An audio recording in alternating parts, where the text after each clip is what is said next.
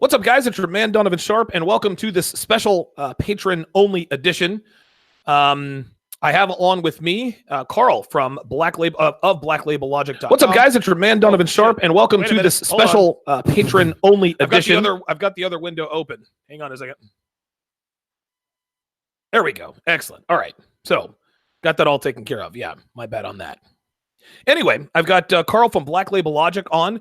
And we're just going to do a Tinder Q&A. Carl seems to be very proficient in Tinder-ese, slutitude, slutties. Listen, Carl, I appreciate you making time for us, man. I know you're definitely a busy guy.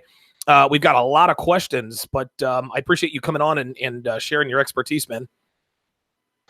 Oh, it's my pleasure, Donovan. I always enjoy doing your show. It's a relaxed show, and now that you're doing it at, a time that's not like in the middle of the night for me, it's nice to be able to come on more often.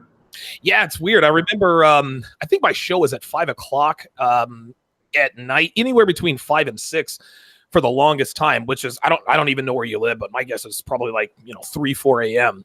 But I actually have been starting my shows a little bit earlier, and that's just for this week. I'm probably going to change the start time for my shows. I'm kind of changing my format to dial it in a little bit. So let's go ahead and get started here, man. So I've got more than a few questions, and if you guys have any questions, listen, be sure to put them in the chat. If you guys put the questions in the chat, I will certainly read them off, and Carl will answer them. I've got the questions that our viewers they have sent me. They've sent me questions via email. And so we're gonna read and answer those first. So, question number 1. I don't even know if you can answer this or not. He says, "I'm a huge fan. What are some great openings for black men who is interested in mostly white or Asian women?" Now, my guess is that you're probably not black, but what advice can you give him as a non-black? I don't know. Can you really give advice to black people, or all women like that? Like, how does that work? Oh, luckily my dick is black, so I can give some advice. But I think the general thing with opening lines is just it needs to build off kind of your profile, because the thing with girls is congruence is huge. Yes. So if you look like a big bulky dude or something and you drop like a pussy opener, that's not going to work, and that's going to kind of drag her out of the frame. Okay. Kind of like how they can actually have they can have noise and space in Star Wars because we all buy into it because it's Star Wars. But you always have some nerds who are like, well, there's no noise there, that's a vacuum. So same thing with opening lines. It needs to build off your profile, but I find the most successful ones are the ones that kind of build off something in her profile. Ah, okay. So one of my, like, if she's a horse girl and you see her with a horse, she's like, oh, cool, is that your horse? And if she goes, yes, well, you know what they say about horse girls. And she's normally going to be like, yeah, what do they say about horse girls? So you can always do that. Like, I usually go, they already come with their own whips. Wow. See, I've been out of the game so long, I can't even imagine. And I've never done online dating before either, but that's a good one. So what you're saying is that, and I think that this is advice for every man, right? If, openings for any race of man, who's interested in dating white or Asian women, build an opener off of her profile. I think even for like day game and night game, I like doing that. If you can come up with a contextual opener, it doesn't necessarily have to be related to her, but the venue or something that happened, like Styles, did you see the fight outside from back in like the early 2000s? A good one. Okay. Because if she saw a fight earlier, then she's going to automatically start talking about the fight. If she didn't, she's going to be scared that she missed something that everyone else caught, so she's going to open you back on that so she can seem like she's in the loop. So just the openers I have the least success with the exception of like a few, are the stock openers, like using the same opener for every girl. It's efficient because you don't have to spend any time coming up with an opener, but on the other hand, it's also going to have a lower response rate. Okay, all right. Well, I mean, and sometimes you just don't have time. Sometimes you just get a lot of matches and you just don't have time to give thought into every opener. Am I wrong? Yeah, that will happen. And so I like to have a couple of, like, I keep about 5 openers in a notepad on my phone. Okay. Oh, that wow. I can drop depending, like if the girl is more than 5 miles away, I'll drop something like, "Hey man, 5 miles is a bit of a trek for a first date, but I promise I'm worth it." Oh, okay. All right. So, and It again, just it you just helps. say, go ahead. No, it just helps to have some standards because some girls will literally give you nothing. It's like the most vanilla profiles in the world. No bio, no music you can cue off of. Nothing special in her pictures. It's like the blandest girls ever. And at that point, I'm not going to bother trying to rack my brain for days trying to come up with some unique opener of, a fucking white sundress. Yeah, right. Well, I mean, this just goes to show, Carl, that girls, they're not, I mean, girls don't really have to do much to elicit a sexual response from a man. All they have to be is there. Hey, my name's Ashley. I'm blonde with big tits.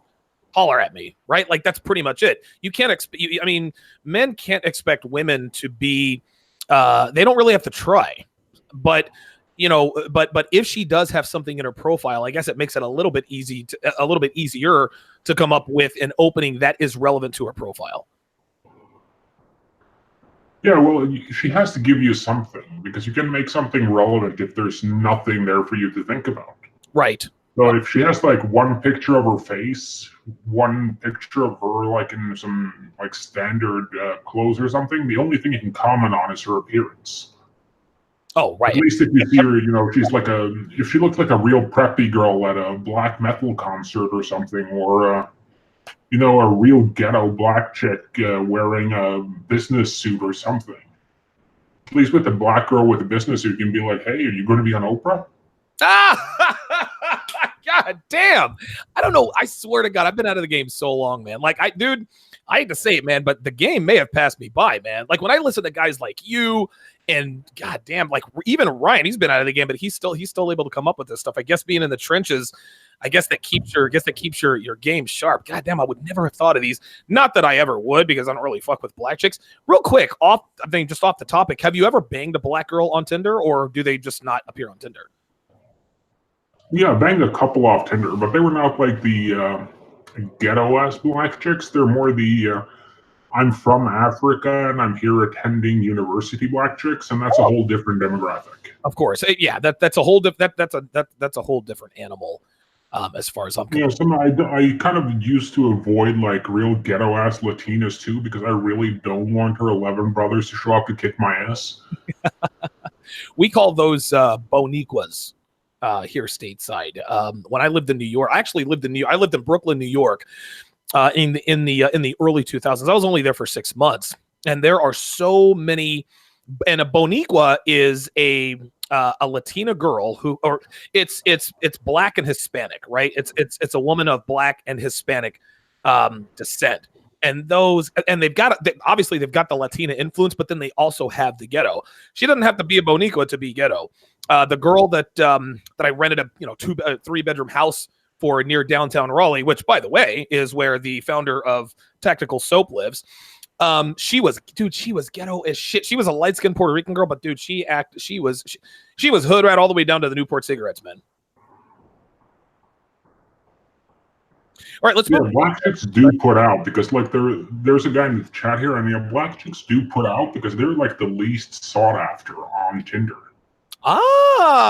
So black chicks do put out because they're the least sought after, and this obviously, to me, this perpetuates the ironclad axiom, and this is for the same reason why black chicks put out the most on Tinder is the reason why 5s, 6s, and 7s are the biggest sluts. And the reason why is because they're not as sought out as the 9s and the 10s. So when they get a little bit of male attention, they don't really know how to act. So it's kind of a weird thing, but depending on where you are, I mean, that's kind of the whole thing with Tinder, Bumble, Hinge, Happen, all of those apps, that they all vary from place to place. Like some places you get a lot of people on Bumble and you have all the hot chicks are on Bumble, no hot chicks on Tinder. That's all, land whales and ghetto ass chicks. Other places, Tinder is very good and there's like fuck all on Bumble. That's like the fat chick app. So you really, when you go to a new place, you just have to sit down with the apps for like an hour and go through and see, okay, which one has the hot chicks in this town? Okay, so I always thought that Bumble was a good place to do online dating, but you're telling me that's the land of fat chicks. It depends on where you are. Like I've been to places where Bumble had all the hot chicks. Okay. And there was nothing but fat chicks and single moms on Tinder. Oh, Then other places there's like nothing but single moms and fat chicks on Bumble, and all the hot chicks are on Tinder or Hinge or something. It changes from area to area, and I still haven't been able to figure out where the fuck that happens. Well, so I guess that just like all the hot chicks get together and like, okay, we're going to ditch the fat chicks on that other app. We're going to this other app so we don't have to deal with them. Well, not only that, if they know that, and this is why hot girls only really hang out with hot girls, because they want the hot guys to approach them. Hot girls don't like to hang around ugly chicks because ugly chicks don't attract the higher value guys. So your theory makes sense to me because, yeah, listen, I mean, we got the fat chicks over here. We need to separate ourselves from them so that we can have a better talent pool over here. At least that's what my thought is in theory. Hey, you're probably right. I mean, I've just noticed that because I travel a lot, so when I went from city to city, I just noticed that some places, like going through Tinder was like going through a DMV at 1 a.m. on a Wednesday. Oh my God. Jesus Christ. Yeah, everybody there is ugly. Let's move on to the next question. This is actually a good question. He says, Carl, I wasn't blessed with good looks. I get indicators of interest from 3s and 4s. I'm assuming he's talking about in his daily life. Would I expect to attract the same or worse on Tinder? It's a good question. Perhaps even worse. Okay. All right. And why? Tinder is one of those things that when I can get IOIs from like 7, 8s, and 9s in real life. Right. But usually the girls I match with on Tinder tend to be around 6. Really? Yeah, it's a weird thing, but like every guy I've talked to who does both day game or night game and online games, say like the quality of chicks from online apps is consistently lower than what they can get in real life. Wow. And I think a large part of that comes to the fact that women tend to rate all guys as below average attractive. So if you're actually meeting a girl and you're talking to her, you have other things than just your looks. Right. And let's be honest, even if you're kind of an ugly dude and you're well built and you have good pictures, you can probably pull decently on Tinder. But they only judge you based on your appearance. And like people will look through, like if your first picture is good, they'll probably look through the rest of your pictures, or at least 2 or 3 of them. Right. Then if they're kind of on the fence, they'll look for your bio or look for your Instagram or something on there to see, okay, I'm not 100% left or right on this guy. So at that point, you get some value adds if you have a solid bio, you have some cool shit on your Instagram, etc. But if all you have there are like 3 bad cell phone pictures of yourself, and you're not really good looking to begin with, or you're good looking but you take a horrible picture, ooh, then you're more or less screwed for those apps. So best thing you can do that if you're a good looking dude and you think you're being screwed by your pictures, pay for a photographer for an hour. Wow. You know what? It's funny. I'm actually looking at the next question, and that can segue seamlessly here. It says, high quality pictures are a key success factor on Tinder. What advice can you offer on picture resolution? He said digital SLR versus mobile phone camera. What angle should I be to the camera, and should I always be alone in the photo? Good question. Well, what I have on mine now, I have 4 pictures up. Well, 5 actually. So first picture is always like a standard. It's like top third of my upper body with a clear face pic. And right now I have a cell phone pickup. Second one is like waist up. Okay. Third one is another face pic. Fourth one, face pic. And last one is a full body shot. And I always have my best picture at the end. Wow. Why is so second best picture first, best picture at the end? Second. Because usually if you're interested in someone. Go ahead. Yeah, because you want to draw them in with your first picture. Okay. And then you want to give them an idea of what kind of guy you are when they go through the rest of your pictures. Okay. And then when they hit the last one, that's the one they're going to swipe on. So you want that to be your best picture. Wow. God damn. So there really is just a science. This isn't just throwing a bunch of pictures on there and swipe it. Like, you really have to be strategic with this. You don't have to, but my thing is, even if you're like a good-looking guy, it takes to keep your game sharp, and it takes you like 10 minutes to figure out what order, and just think about what order I'm putting my pictures in. Okay. So it takes very little effort, but it has potentially a very high return, because most guys do not put this kind of effort in. They'll like throw 3 random pictures of themselves up there, and there's no thought behind it. So you can get like an extra half point, or an extra couple of matches, and that adds up over time. Okay. It's like with I'm not sure if you follow Well Built Style or Tanner on the clothes. I do follow Tanner. I don't know who Well Built Style is. Let me look that up. Go ahead. Well, the whole thing with it is just doing those extra like small details with your appearance, like making sure that your beard is lined up. Wow, yeah. Making sure that your clothes are properly fit, making sure you have a cool accessory or two that you can ping off if she wants to start a conversation. It's all small stuff, but all that small stuff adds up. Good stuff, man. That's no, I totally agree. Okay, so I'm now following oh, wait a minute. I think I just lost it. Yeah, you said it's Well Built Style. Oh, there he is. All right, I got it. All right, good stuff. Yeah. Excellent. Dress intentionally. I like that, man. Tanner's a good-looking dude, man. He really is. He's got a good firm handshake. He's actually skinnier than I thought he was, but when I shook his hand, I was like, oh, this guy's got some push behind him. Next question: should I smile directly at the camera or be engaged in an activity and looking away? That's a really good question. Both work. It depends on. I like having the first picture be eye contact with the camera. Make sure they get a clear view of your face. Okay. Then if you're in really good shape, if you have an activity picture where you would logically have your shirt off, like playing beach volleyball or something, do that. Okay. Having some activities in there, it might be a good idea, because it gives you a chance to show off your full body and the type of stuff you like doing.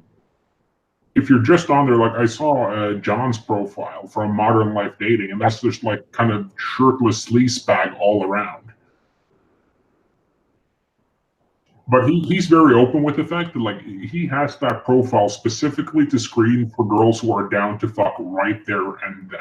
Huh? How do you? I'm interested to know why that is, because John's not the best looking guy in the world, right? And he's not ripped by any stretch of the imagination. So how does he craft his profile in such a way that screens out girls who aren't ready to fuck right now? Because that's interesting. Oh, because it's all his entire it's like pictures of him shirtless at the gym with a pump and baby oiled up. There you go. Okay. And it's all kind of like the whole action shot thing where he's not looking at the camera, and then you have a picture of him like doing dips or something. Okay. And the whole thing with it just screams fuckboy. Right. Okay. Oh, that makes sense. And it actually makes sense because he dresses like a fuckboy on camera. He's got the fur. He's got the the aviator glasses. He's got the fur coat with the cutoff sleeves, or he'll wear the fucking pink Hugh Hefner bathrobe. So he's trying. So he comes off like he wants girls to think he's a fuckboy. So if I'm swiping right on a fuckboy, they know he's definitely trying to fuck. Yeah, exactly. So my profile is a bit different because I prefer to sneak it under the radar. I'm like a Volkswagen Beetle with a Porsche engine. I love it. I love it. So I like to kind of get the most matches possible, get the dates rolling, and then I'll just go real mode 1 on the first date. Alan Roger Curry, very nice. I like that. So we've plugged 2 guys on this cast so far. I like it. Yeah, that's just. I think you have to kind of pick your strategy here, because it also depends, like, if you're going into that, like, 18 to 21-year-old girl very much wanting to make bad decisions, at that point, just dial up the fuckboy. If you're kind of in my demographic, which is like the 23 to 32 more professional, because I can't stand dumb bitches. Oh, my God. Yeah, dude. Yeah. I actually had she opens her mouth and it sounds like it's one of the guys currently spurging out on the site that shall not be named. That just makes my dick soft faster than a hockey puck to the nuts. I swear to God, man. Carl, I don't know about you, man, but I remember when I first, like the first 10 I ever fucked, her name was Lisa. She was a redhead. This girl was fucking smoking. And when I got a taste of her, that's when and it's weird, man. Be very, very careful about fucking 10s. When you fuck your first 10 guys, it's like the first time you have a bacon cheeseburger or the first time you fly first class. It ain't the same after that. Because I fucked Lisa and then I fucked a 6. I was like, dude, like this isn't good. So I had a very expensive taste. This is why it took me, hours and hours to fuck the kind of girls I wanted. Anyway, after I had run through enough 10s, Carl, it got to the point to where they started bothering me. Like I remember I fucked this one girl. I forgot what her name was. She was like 21, 22. And she was just talking about something. And girls I've had these conversations with these girls before, but I'm like, dude, why is this getting on my nerves? As time went on, I found that these girls they just got continuously increasingly irritating. And I finally just realized at some point, holy shit, like these girls are a fucking headache. They're great to fuck. They're 10s, great bodies, all that stuff. But dude, 9s and 10s are a fucking headache, man. And dude, you run up on the right one or the wrong one, she starts talking. It's like you're reaching for your advil. Dude, let me just fuck you and just get the fuck out of here, man. Do you have that same experience? Do young hot girls you just can't stand them? Well, some of them they've never had to keep a man's attention with their mouth any other way than giving him head. Right. So the second they do, like when they have a dick in their mouth, they're perfect to be around. When they don't, they're a pain in the ass. And it's just, so I try to kind of get into that kind of slightly more educated, slightly less hot, and then just have someone you can actually have a conversation with. Because most of the time, I'm not looking for one-night stands, I'm looking for plates. And if I'm going to have someone as a plate, I have to be able to, take her places. I need to be able to have a conversation with her. Okay. And so on. Because let's say you need to bring a date to something. Yes. Like a corporate event or something. You can't bring Stacy with an eye. Oh my God. Who's going to show up there with her tits hanging out and stripper heels and with 8 tons of makeup on, and then spend the whole time there talking about Jersey Shore or something. That just won't fly in those circles. So you need someone who's slightly more educated and slightly less teenagery. Dude, listen. So I prefer, that's just a preference. Dude, listen. I could not agree more. She doesn't have to be. Listen, the level there's not a big disparity, right, in terms of intelligence level. Even if you're not that smart. If you want to be able to take a girl somewhere, or if your homeboys come over, you want her at least to be able to fake it so she's less of. Listen, hot girls are always a headache. Some of them are less than a headache than others. That's the zone right there. Totally agree, man. Totally agree. Holy shit, man. I'm getting a headache right now. So it's stress headache versus migraine. Oh, fucking hell, man. Jesus Christ. Here's another question. Question number 6 here. What should I put in my profile to stand above the pack? I mean, we just talked about pictures, so now I guess he's talking about his bio. All right, so what I like to do with bio is think copywriting Twitter.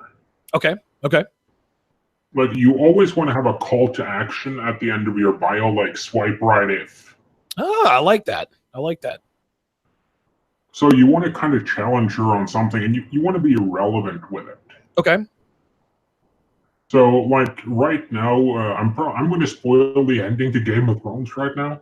Spoiler alert! So, I'm warning. But, like, I put here, the ending to Game of Thrones is a lot like dating on Tinder. It's a bit bittersweet, not what you imagine for yourself, but hopefully it ends with petting before I ghost. Fair enough. So so your call to action, swipe right if. Give us a couple of examples. Well, I used to have, for instance, like, I bet you my weirdest Tinder story is weirder than yours. Oh, that's perfect. Wow, man, you're really good at this, dude. Swipe right if you think you can top me. And another one I had, like, I put out like an employee wanted text in my bio. I think I talked about this before. Yeah. And then put, swipe right to hand in your application. And it just works out to the point where it's natural for her to swipe right, but you need to be entertaining with it. Okay. So he can't be like, So I just Well, you can put, swipe right if you want the D. Right. Because that's really what we're assuming that she wants anyway. But you have to be creative, in other words. Well, I did use the line, I'll see if I still have a match with that chick. Yeah. I was going to say, give us some match here, man. Because that was kind of the my opener with her was something like how many letters unmatched her. How many letters in the alphabet? Oh my god! And she went like 26, and I was like, "You're wrong. It's 21." And she's like, "Why?" And she's like, "Because you are QT." Oh wow! Like, that's only 25. She's like, "That's only 20. That's only 25." Yeah, shit, my bad. I'll give you the D later. Oh wow, dude! Where do you come up with this stuff? Dude, I'm creative. I'm not that goddamn creative, man. And I'll bet you this really makes girls laugh, doesn't it? Yeah, a lot of it works, but a lot of that works because it's my personality. Like, I used to do improv. I used to do stand-up comedy. No shit. So that kind of works with my personality. Dude, that's why you're so fucking funny, because you used to be a stand-up comedian. We're getting closer to finding. You know what? I'm gonna guess. I'm gonna make an educated guess on who Black Label Logic. Black Label Logic, are you Jerry Seinfeld? Yes or no? No, Carrot Top. I'm jacked. Damn. Oh yeah, Jerry Seinfeld is definitely not jacked. All right. I think I joked with you off. What I'm saying is just the main thing is just focus on like what's special about you. Like, every guy has something that he's really good at, and it helps to kind of bring that to the forefront. So if you're not a quippy, funny guy, don't try to be quippy and funny. Okay. All right. Okay. And if you're not jacked, you don't expect me to keep being funny. Say that one more time. My bad. I didn't mean to interrupt. Go ahead. Say that again. Well, if you're really funny in chat, but then you're not funny when you actually have a conversation with her, that'll weird her out. Yes. That's the same thing as when a girl, puts up a picture of herself on her Tinder profile in like one of those skin tight dresses, and you can see that she's stacked, and she shows up on the date and she gained like 40 pounds. Ooh. So it comes in the same fucking dress. Dude. Oh, God. Now, have you ever been catfished on Twitter? Or Twitter? Oh, yeah. I've been catfished, and I've been iceberged, and I've been fatfished. Fucking hell. What do you do when you get fatfished? It depends on the degree of fat fishing. If it's like 5-10 pounds and it's in the right places, I don't really care. Okay. All right. If it's like 100 pounds, I usually suggest we meet in a public place so I can spy them out with binoculars from like 150 feet away before they see me, so I can just be like, bail on that one.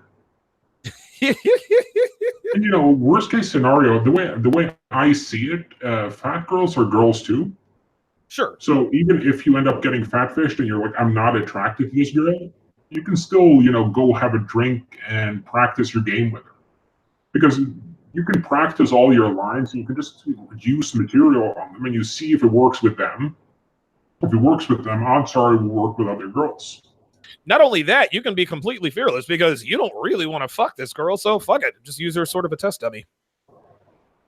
Yeah, that's pretty much what I do a lot of the time. Is you just test all the material you don't want to test on a girl you actually want to sleep with. Here's the next question. That's good. Next question. Is Tinder a young man's game? At 51, am I too old? Should I shave a few years off my age? That's a very good question, actually. Well, I don't actually use I'm not that old, so I don't know. I know George Bruno, I think, still uses dating apps. Oh, he's yeah. 50s or 60s. Yeah, I think he's 60, but something like that. 50 something. Yeah, the good thing is if you look a little bit younger, so let's say you could pass for like 45 to 48, just don't try to dress young. Just dress your age and just go for the girls that want a guy that has that daddy look on them. Ah, okay. No, he doesn't mean dad jeans, right? No, I mean like if you have gray in your hair, just don't dye it away. Just keep it there. Just make sure that you look like a put together high power guy, so you can kind of pull off that, you know, you're the dad she wished she had, so you can really scratch those daddy issues. That's my plan for when I add about a decade to my age, to just be able to really dig into that daddy issues demographic. And you can absolutely do that. I mean, I'm 41. I don't know that I was ever old enough in Vegas to really hone in and try to sort of, you know, push the daddy issue, you know, the daddy issues button. But I do know, dude, I'm telling you, man, when you're a 35, 36-year-old man, fucking 18, 19 to 20-year-olds, you can't help but think, dude, like, this is all good, but this chick has to have daddy issues. Like, and I used to think to myself, girl, is she fucking me because of my age, or is it because of my game? Who gives a shit? I'm fucking a 19-year-old, right? But I never really knew how to, I guess, to the guy that asked that question, how would you scratch those daddy issues? How would you do that? Well, first thing is, you never look a gift whore in the mouth. Okay. Secondly, I would go for the, I'm not sure what the guy looks like, but if you're in shape, I would run something like, I think not full like business suit, think blazer, chinos look. Okay. Something that makes, it's appropriate for your age, but you don't look like grandpa. Right. Yeah, you don't want to look like grandpa. She has daddy issues, not granddaddy issues. Yeah, and you don't want to go for the dad jeans and stuff, or you don't want to go, you know, full, like, you should never wear skinny jeans if you're a guy. Oh, Jesus fucking Christ. I've never understood that. Like, skinny jeans on a guy is a worse look than gay lube balls hand gestures. Shots fired. By the way, check out that tweet by none other than Carl Black Label. Wait, did you tweet that out, or did somebody else? Oh, I did, but someone else may have tweeted out too. Dude, I swear to God, I actually haven't showed Devin yet. I need to show her that, because that shit's hilarious. This is kind of a basic question, and this is too broad a question, but I'm going to ask you anyway. How do I get girls off of the app and into a meetup? Well, I've done both ways. Like, I've had really long, like, what do I usually refer to them as? Lead times on those. Like, I've matched with a girl, chatted with her on the app for like 2-3 weeks, and then gone for the meetup. Okay. And I've also gone like 3 messages. Okay, we're meeting up this time, this day, that place. Okay. So I just go off of chemistry. Like, if I get, like, let's say the reason why I had a girl on the app for 2-3 weeks before meeting up was just I was out of town. I matched with her when I was at the airport. I was heading out. So I just kind of kept her warm. So I kept her on the app for like a day, and then I got her over on WhatsApp. Okay. And just texted her there instead. So that was more of a convenience issue. Like, I'm not going to cancel a 3-week vacation to bang some home. No, fuck that. And the other ones, usually I try to push it into a meetup within like the first couple hours of texting, but I don't like to plan meetups longer than a week ahead. That's too much risk of flake. Oh, yeah. Okay, so what is the ideal? Obviously, you don't want to go for more than a week.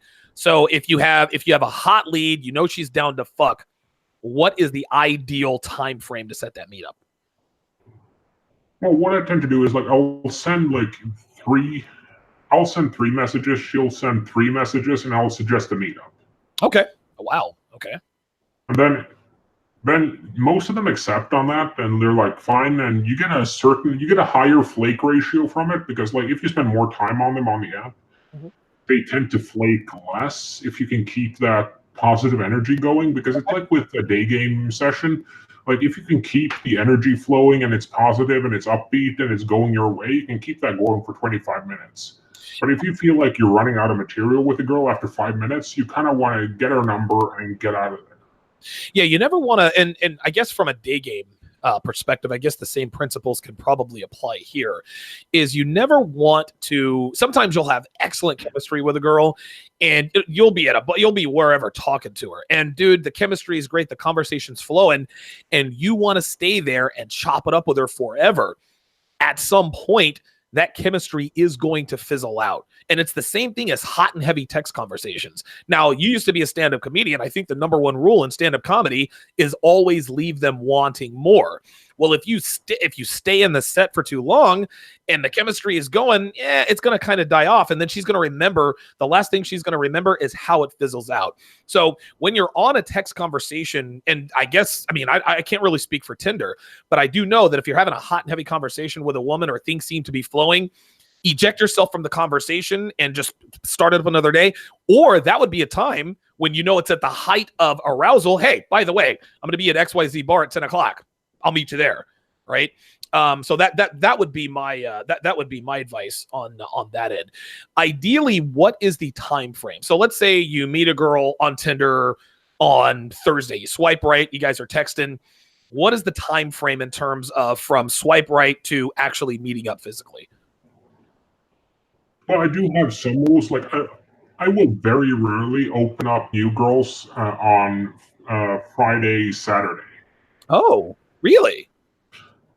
Yeah, because you don't want to seem like the guy who has time on a Friday night to sit around swiping on Tinder.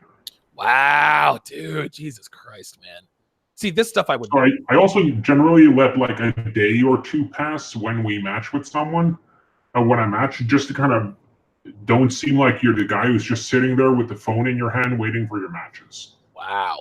As for the whole back and forth, it depends. Like if like some girls, like I have this pain in the ass bitch in my Tinder that I was going to meet up with her, but I'm not going to because she kept texting me and wanting to have long text conversations. Oh, fuck that, dude. And that's just not my thing. So a lot of the time I'll just tell them like straight up, like the third message, listen, great meeting you, enjoying the conversation, but I'm not really a big fan of testing. I'd much rather just meet up and see if there's any chemistry. How about we meet up there, or I'm going to be at this place, or this place is right by my work.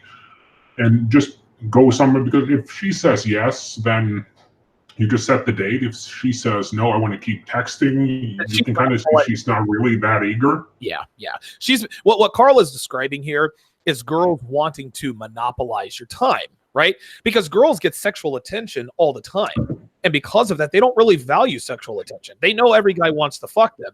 But a lot of girls, what they really want, and don't get it twisted, guys, just because girls are fucking guys by the truckload. There's some lonely fucking girls, because most guys, if they know what they're doing, they don't stick around to have these cute little chats. They don't want to have these long text conversations. They just want to fuck you and bounce. And so a lot of these girls know that there are some thirsty guys out there. Okay, he's cute, but I don't really want to fuck him. So let's just see if I can have sort of a text buddy. What Carl just described is not allowing a female to monopolize your time for free. Listen, if you want to have long text conversations, that's fine, but you got to pay the piper in the form of ass. Very good advice there. Here's another question. I don't even like having long text conversations with girls I'm actually sleeping with. Yes, right. Dude, that's my rule of 3. The only time, listen, I am never talking to a female, right? Dude, as a matter of fact, I've texted, the only females I have texted in the last 6 months are my mother, my sister, or both my sisters, and our neighbor from 3 floors up. That's it. And our neighbor from 3 floors up is going to bring her daughter down so that we can, you know, I don't know where her bus stop is. I guess she's going to tell me that, but we're real good friends with a lady 3 floors up from us. She's a single mom. We're real good friends. She came over to our housewarming party. She brought us baklava. No problem. She's like, hey, I know you guys are up early. Do you mind if I bring down my kid? I was like, yeah, no problem. I'll do that. Other than that, that's it. I'm not trying to text or talk to a woman if for one of 3 reasons. I have fucked you, I'm trying to fuck you, or I am fucking you. That's how that works, man.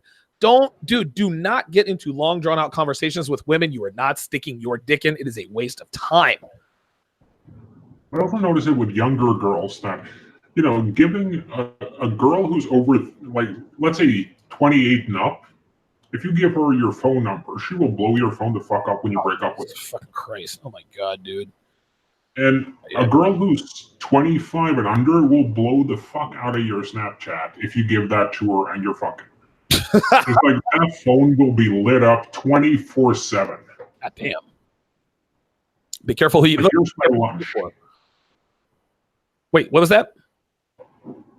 You know, like, here's my lunch, here's my dinner, Oh, here's my non-hot friend that I'm not bringing over, you know, all that shit. So it just gets kind of exhausting after a while. I even have guys I know who are like that. Like when you have guy friends that snap you like 15 times a day, you want to kind of send them to the doctors to have their testosterone checked. yeah, dude, like we need to put you on TRT. Why? Because they're fucking Snapchat. And I'm not familiar with Snapchat at all. I actually signed up for it yesterday because I wanted to see what I look like on the baby filter, but I deleted the app, so I'm not really familiar with Snapchat. But no, I'm familiar with how it works.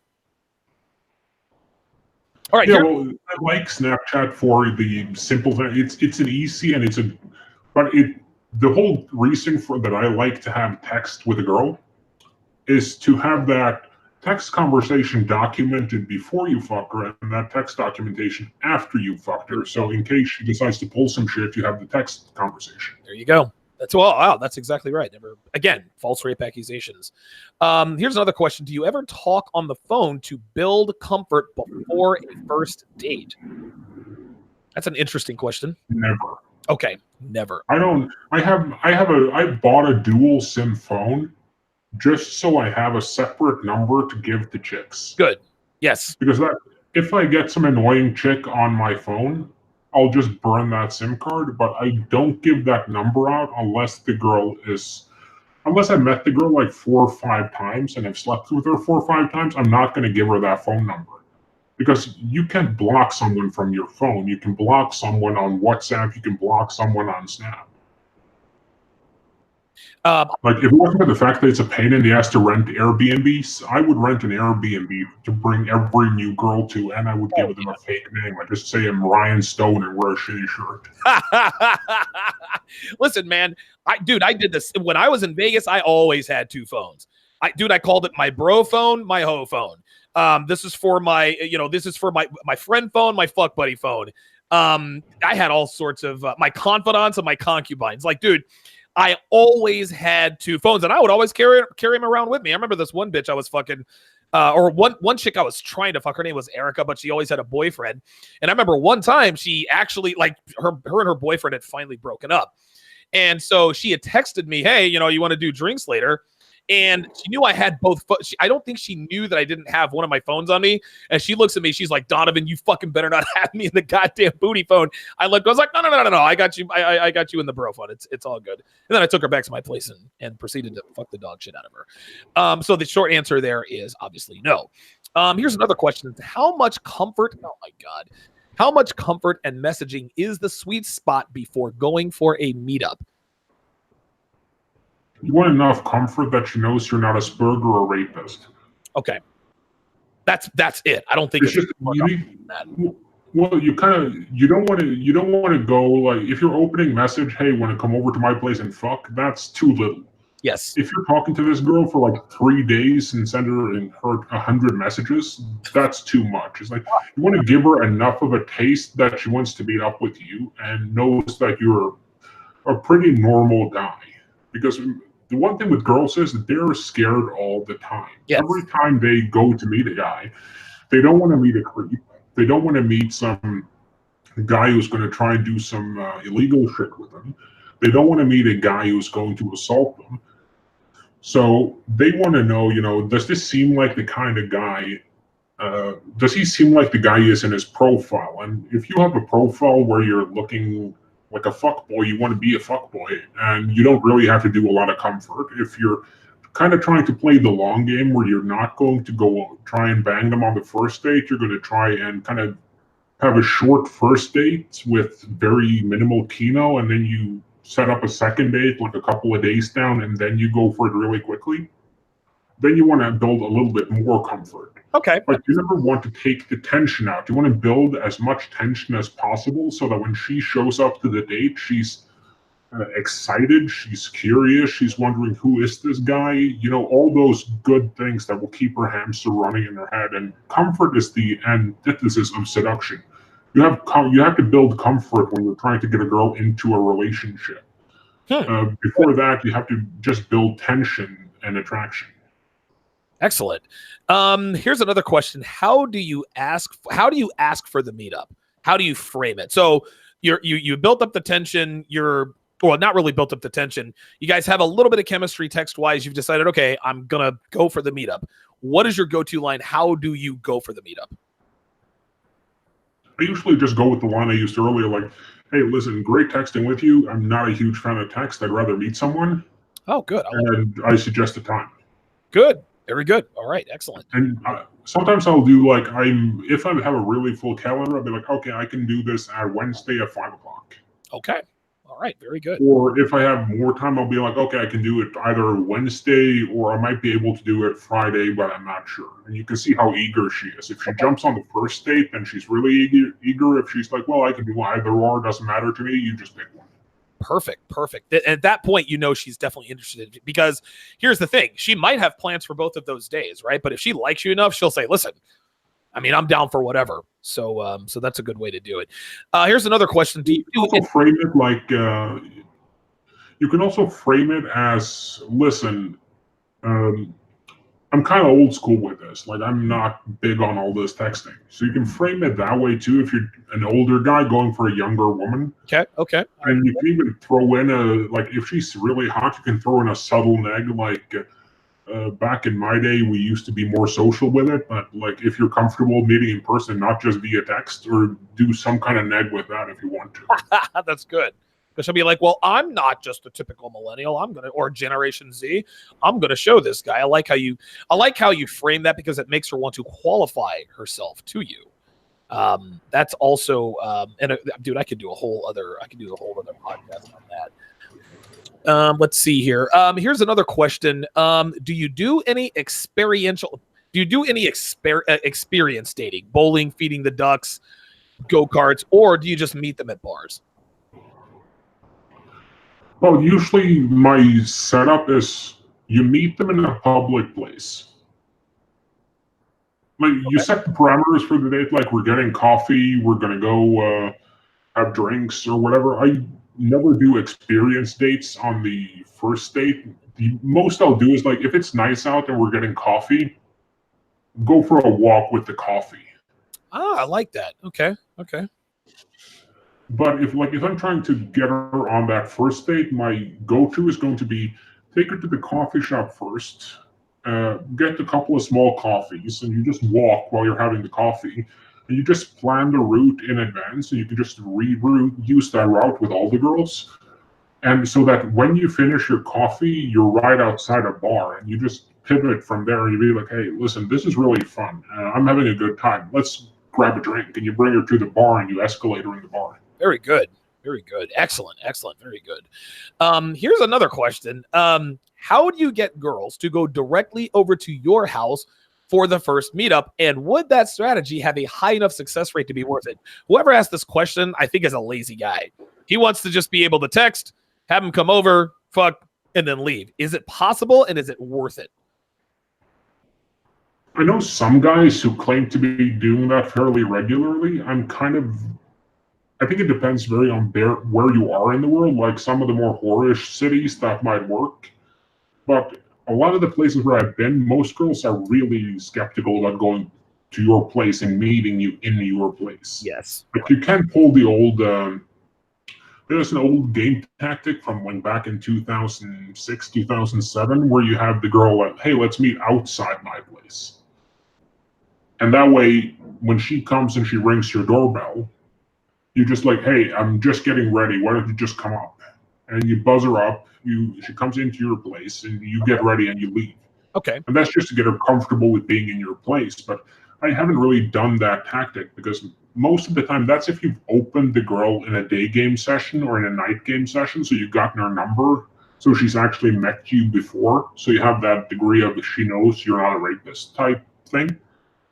And she knows you don't have an altar to her out in your bedroom ready to sacrifice her on to, the Lord and Savior or whatever you're following. Right. So for me, I've just never done it. And I wouldn't do it for the simple reason that you will end up giving your address to a lot of potential crazy girls. Oh, dude. Yeah. And I like to be able to feel a girl out in public before I bring her home, so I know she's not going to try and set my house on fire. Dude, listen, girls are scared for different reasons than guys, right? Like, okay, listen, man, a guy can rape and kill a girl and all that stuff. But, dude, you fuck around with the wrong dude. I had one woman. She's a 44-year-old dude. She was fucking hot for a 44-year-old. At least as hot as I don't know. She's a 44-year-old 9. But I mean, dude, she had she was fucking badass. But dude, she went absolutely batshit crazy. Tried to put sugar in my fucking gas tank, dude. Tried to put sugar in my gas tank, and this is because she knew where I lived. So again, suffice it to say, you got to be very careful. You have to be very, very careful with who you give your address to. I totally agree with Carl on that one. All right, let's see here. But I mean, again, if you're lazy, that's it seems like a heaven, you know, just laying in bed with your phone, like having like an Uber for thoughts, like, okay, I'll have Stacy at my place in 20 minutes. If she arrives in 30 minutes or less, she's free. Right, exactly, dude. It's just, to me, it's one of those deals where you just have to. Don't get me wrong. I guess if guys are doing it, then listen, it pays to know how to do it. But my guess is that the success rate probably wouldn't be that high. Correct me if I'm wrong. I don't know. I just don't see it that way. Well, maybe I'm just not hot enough to do it, but I just never actually tried to have a girl meet me at my place because I like to be able to screen them for crazy. Plus, what are you going to do if, let's say that you have a girl come over to your place. Turns out she gained 100 pounds since she took her pictures. And you know, her ex-husband is driving her there, and she has to kind of put the kids on the couch in your living room, your expensive leather couch. And she's going to have a kid on that for 45 minutes while you have sex. Yeah, I'm not taking that risk. There are too many crazy skanks out there. No, dude, listen, I could not agree more. I'm 100% in agreement with that. You really do have to screen chicks for crazy, man. I think too many guys are so thirsty for the pussy. They're just like, all right, if she looks good and she wants to fuck, yeah, come on over to my place. So while there is, you know, utility and you know, letting girls come over for the insta pussy, there is a price to be paid. You do this enough time, you're going to fuck around and bring the wrong girl over to your place. Like if you're laying down the pipe and you all of a sudden decide, it's over with, she still knows where the fuck you live, man. So just be very, very careful about that. Here's another question. What's the maximum distance away you have found still works? So for example, I live 60 miles from a bigger city and all of my matches come from there. Is it pointless until I move to a bigger city? That's interesting. Well, 60 miles is a bit too much for my personal taste. It depends on where you work. Okay. Well, about the public transportation and the transportation situation, I have mine set to about 3-4 miles, just because that's within the distance where you can usually meet within the same city. Oh, okay. Like, I get it. Like, you want to be able to tap into that market that's like 60 miles away. But the problem with that is you'll end up traveling 60 miles for one Tinder date. Oh. What's your game plan if you hit it off? Like, you're not going to convince the girl to go 60 miles out into the boondocks with you to your cabin in the woods where you're writing a manifesto on the horrors of modern technology. And right. You don't want to get caught up. Like, if you get caught up with time, you don't want to be 60 miles from home at 3 o'clock in the morning with 18 drinks in you, no public transportation, so you're sleeping on a park bench. So my thing has always been, if you're going to run game, like I used to live out in the sticks myself for a while, and it's just not it's conducive to do a lot of things. Like, you get a lot of work done. You can save a lot of money because it's cheap to live there. You don't have a lot of things to spend money on. You don't have any hosts who are burning through your cash, but at the same time, you're going to have a very, very limited dating market, and the logistics are not in your favor, because even if you go to that city, you're going to have to rent a hotel room. Right. Then if the girl, and that way the girl loses the plausible deniability of, you know, this is a guy I could potentially see myself with long term, because if you're taking her to a hotel room the first night, she knows, okay, he doesn't live. Then you're going to have to answer, yeah, well, why are you at a hotel? Oh, God. At that point, you could do the lie that I've done repeatedly. Well, my apartment's being fumigated, so they put us up at this hotel for a couple of days while that's being done. But I also don't like to lie too much, just for the sake of keeping track of all the lies is fucking exhausting. I mean, running game is exhausting in and of itself. Keeping like a lie diary with each girl just gets really, really tiring. Yeah. Unless you have a really good memory, it's impossible to do. So I would say try and get closer to the city if you can. like if you're stuck where you're stuck, but at that point, I'm not really sure what I would do. Like I ran very little game when I lived out in the sticks. There was the odd, so I found social circle game is really good if you're in a smaller town. Okay. But it's also going to be a lot harder to find a lot of hoes. If you're in a town with less than like 3,000-4,000 people, everyone is going to know who everyone is. And Yes. at that point, everyone is going to know who's hooking up with who. Like, I saw your car outside his house. Right. And most girls do not want the reputation for that. And most guys, if you get that reputation in a small town, you might find that it becomes really hard not to get your face punched in at the local bar. Yes. Right. Because the girls will get into that, okay, all my friends have fucked this guy. He hasn't fucked me. I wonder what all of them are getting from him. And they're going to be curious and they're going to want to sleep with you. But all the other guys who are thirsty and want these girls are going to be pissed at you because you're monopolizing the pussy in a small market. That's exactly right. Wow. See, now this is interesting. I've lived in small towns before, but never with games. So I've never thought about these issues before. Plus, in small towns, especially if they're out in the sticks, all of those guys have guns. Yes. Oh, yeah. You definitely don't want to get into a situation like that. We got a few more questions here. A guy wants to know, how many photos should you use? Should you leave some mystery with 3 or go for the full 9 to give her more to go off of? I've never used 9. I usually have the rule of thumb: use as many good photos as you have. Okay. So I had 2 pictures for a while, then I had 3, then I had like 5, and I think I'm sitting at 5 now just because I have 5 good pictures that work for the profile I'm doing. Okay. Like if you have like 4, if you have 2 good pictures, use 2. If you only have 1, then you stick with the 1 picture. The most important thing is give them an idea of what you need to have a clear face picture, ideally with eye contact. Okay. And you can do like a full body. I like having a full body picture on there just so they know that I'm not a fat dude. Okay. Because girls don't like being fat fished either. No, they do not. No, they definitely do not. So you want to use as many as you have. It's as simple as that. But I never go the full 9 because the girls will judge you on your worst picture. Ah, yes, they will. Yes, they will. Because I usually work off the rule of thumb that the ugliest picture a girl has of herself on Tinder is probably what she looks like in real life. Ooh, wow. Because people will put up like the best pictures they've ever had taken. Like I have a shot on my profile taken by a professional fashion photographer who shot me with special lighting and shit. Damn. I look like an 8 or 9 in that picture.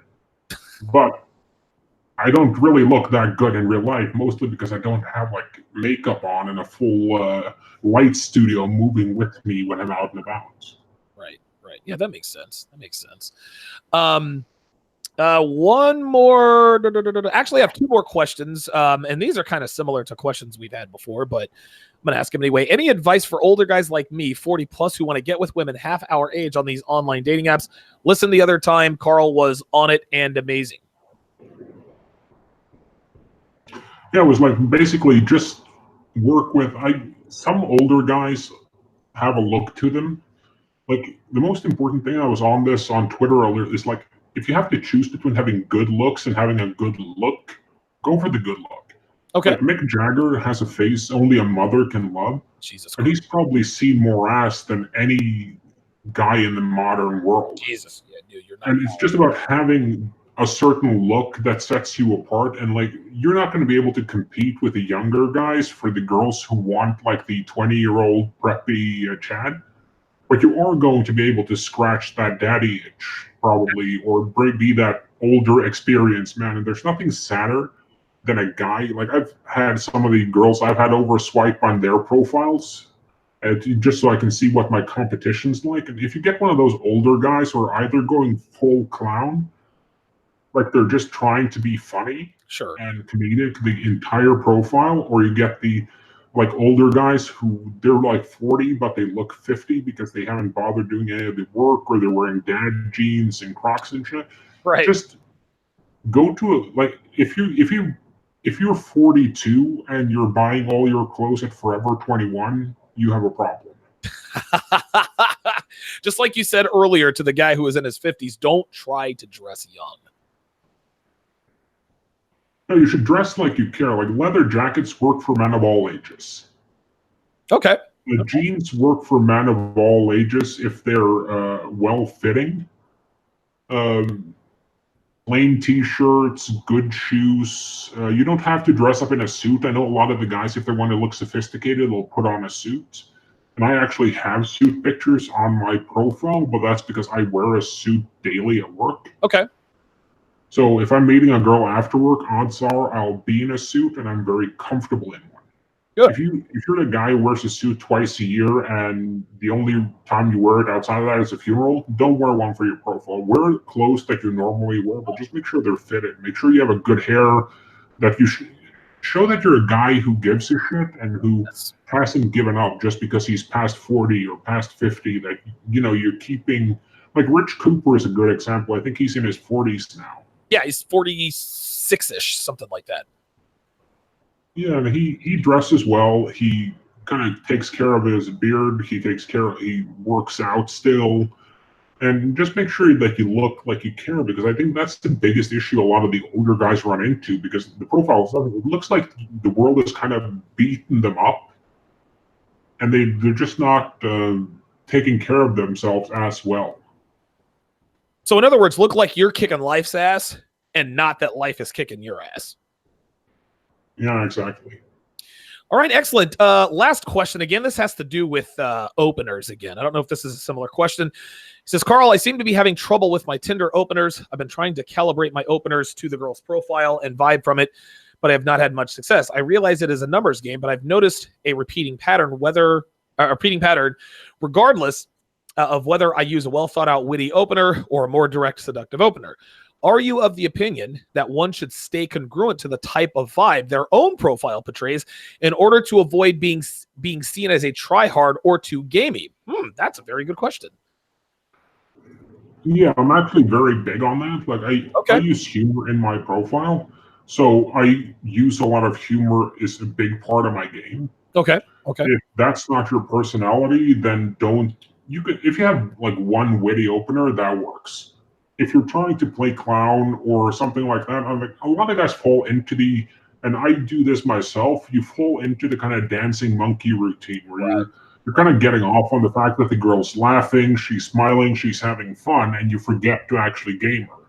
Right. On the other hand, you have guys who are over gaming and they forget that they're actually using game for a reason. So try and stay congruent with your profile. Like if you look like a typical dude, be a typical dude, but be a typical dude with an edge. Okay. Like always tease her, always kind of push her buttons. I love the idea of, just put a girl in a box when you open her. Okay. So like, let's say when you're day gaming and a girl is walking down the street, like carrying 3 or 4 books, then when you open her, you accuse her of being a nerd. Right. And then she's going to be, no, I'm not really a nerd. I'm just carrying these books for class. Let me guess, you're studying, you seem really nerdy, so physics. But you have those big black rimmed glasses at home. And then she's going to be in like this mood where you just keep putting her into boxes and she tries to get out of them. I love that game. Oh, dude. That can work on Tinder as well. And you always need to kind of keep in mind, always be mindful of the vibe you're sending out. Right. It's because girls read a lot more into subtext. It was like I saw someone posted it on Twitter the other day. It was like some guy got an email from like a female coworker, and his wife read into it. He turned to his wife like, "Hey, you don't have to read subtext into everything." And she was like, "She's a woman. There's always subtext." Of course there is, right? So women will always read more into your messages, even if there's no intent of it there. Like if you send a woman, just good night, like real short, curt message, good night, and you mean to say good night, have a good night's sleep, she will read that as well. He was really short with me today. I wonder if I annoyed him. And girls are always looking. They're always looking for they're looking to read between the lines, man. Cracks me up. So I'd say be congruent with your profile. Focus on something that's your strength. I have a lot of success with keeping things, my openers calibrated to the girl's profile. Okay. Just because that gives her something to kind of latch onto. And that's why I like having a bio in mind and filling out some information there as well. Because if a girl wants to open me, I've given her kind of the natural way to do that. And by giving her that plausible deniability, and if a girl opens you, I've never had a girl open me on Tinder and not fucked her in the first date. Wow. So you actually get girls who open you on Tinder, huh? Yeah, it's not common. It's like with that Bumble thing, because girls are supposed to open you on that, and girls are really bad at opening. Of course they are. They don't like doing it, and girl openers are usually like hey or some shit, or just like a wave emoji. Yeah, right. And because that's all they have to fair do. enough, but yeah, and they don't put a lot of I usually, the easiest way to tell a tranny profile from a real girl on a dating app? Yeah, what? Trannies actually put work into their profile. Oh, wow. Like if there are a lot of high quality pictures, someone's trying to look seductive, there's a long ass bio, there's an Instagram profile, there's a Spotify profile connected. You can bet your ass that's a tranny. Wow. Because again, the average girl knows she doesn't really have to put forth that much effort to get sexual attention online. No, there are actually girls on Tinder, they don't even have a picture up. Jeez. Just their name and age. Oh my God. You gotta be fucking. Are you serious, dude? Heather, yeah. one. And I'm not sure if that's I'm not sure if that's a thing where, because I've heard it both ways, because I have a buddy who's kind of a high risk dude. He loves going gambling too. So he'll swipe right on the girls with no picture because he figures they'll be the ones that most guys will left swipe them, because who's going to swipe on a girl you have no idea what she looks like? Sure. And he's actually had a fairly decent amount of hotties come off that, because some of them don't even bother putting up a picture because they don't want guys who are just going after them for their looks. Oh, imagine that. So, like I said, there's no magic guide to anything, and if you kind of stick with like the old school rules of opener from like the early days of game, like if I'm doing day game, I usually just use the hi, my name is opener. And I just go from there. But if you're on Tinder, you have to keep in mind most girls are going to have they match all the time. They only swipe right about 16% of the time. And they're going to have a ton of basic dudes in their messages all sending them openers. So you want your opener to stand out, but you don't want it to stand out in a negative way. Like the Dream Johnson opener is great if you're hitting that specific demographic of girls. But in my experience, from what some guys have been telling me, it's also a great way to get reported and to get banned. Yeah. It's and again, that's a gamble, right? If it works on the girl, she's probably down to fuck. If not, you're gonna have some splaining to do. So, well, Carl, listen, man. I'm guessing Anthony has great hodar. I think Anthony has like a sixth sense for hoes. Dude, I swear to God, I was actually texting him before we came on here, man. And yeah, dude, he's like, boop, boop, boop. Like, dude, if a girl is a slut, he knows she's a slut. Like, he'll send me pictures every now and again of girls that you would think, dude, like this girl was raised in Amish country. Nope, she's as slutty as the fucking New York City slut, man. Yeah, all day, every day. He does have hodar, man. He really does. So I think that's why he gets away with it, because he knows which host to send that opener to. Yes. He knows which ones are probably not likely to report him, which is it's a skill. It's a skill that definitely pays off in a lot of different ways. All right, I don't have any more questions here, so I guess that's going to do it. Carl, again, thanks for making time for us, dude. This was a great stream, man. Lots of rock solid information. I love that you gave anecdotes. Like I said, man, you are welcome to come on the show anytime, anywhere, man. Yeah, as long as I don't have to stay up until 4 o'clock in the morning on a school day, I'm good with that. Good stuff, man. Carl, Black Label Logic, you guys can follow him on Twitter at Black Label Logic. BlackLabelLogic.com is where you can find his blog. That's going to do it for this special Patreon edition of TSR Live. We will see you guys tomorrow.